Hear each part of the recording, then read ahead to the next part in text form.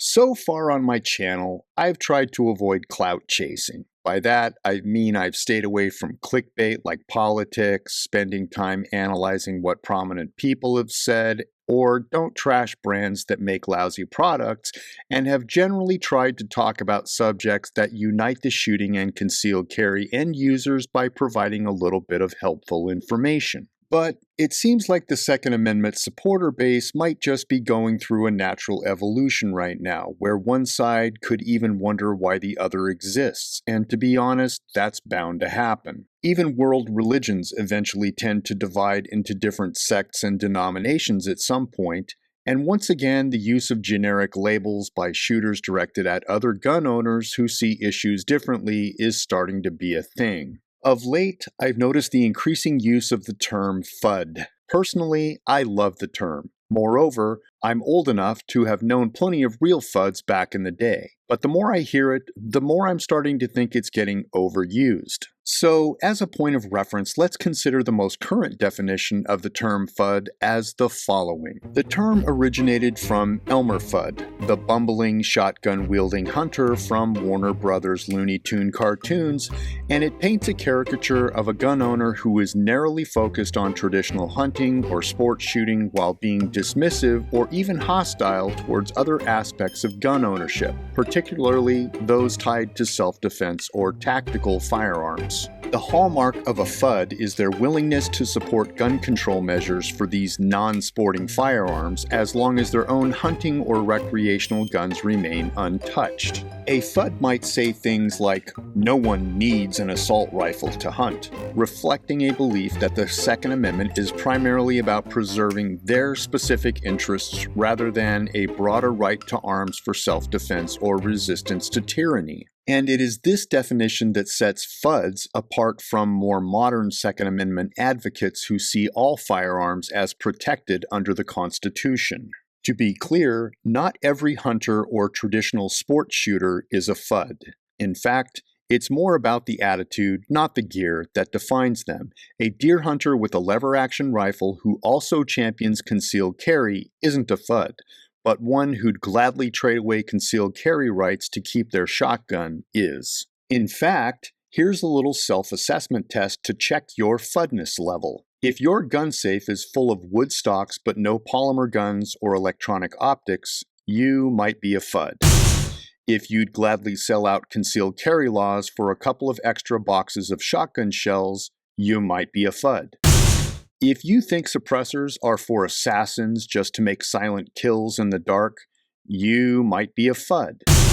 And if you'd rather ban all black rifles than miss the opening day of hunting season, you might be a Fudd. But good-natured insults can go both ways as well. What seems to have been lost recently by the overuse of the Fudd term are some others from days gone by that are still relevant today. So let's take a short walk down memory lane and look at some of the classic gun owner labels, shall we? First off on the list are the Tacticools. These are people obsessed with tactical gear like AR-15s and short-barreled rifles that have tons of bolted-on furniture such as white light, thermal optics, side-mounted CQB red dots, suppressors, and a wardrobe straight out of Call of Duty Black Ops 6.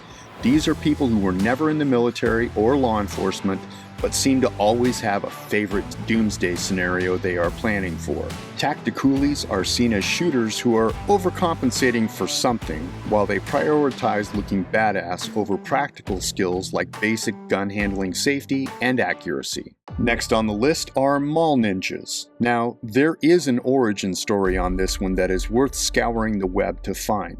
But in short, at some point, this one was real. For our purposes, just know that mall ninjas are typically suburban warrior wannabes who frequent gun shops or ranges but can only afford paintball-quality tactical vests, fingerless gloves, and are known to carry multiple edged weapons including push daggers and throwing stars, or also find a need to carry pouches for at least 3 spare magazines that fit both their carry pistol and their backup gun, with a well-developed fantasy of someday defending the mall food court from a Die Hard-style terrorist takeover. After that, you have the range rats. These are folks who basically live at the shooting range, but they don't typically do a lot of shooting when they go.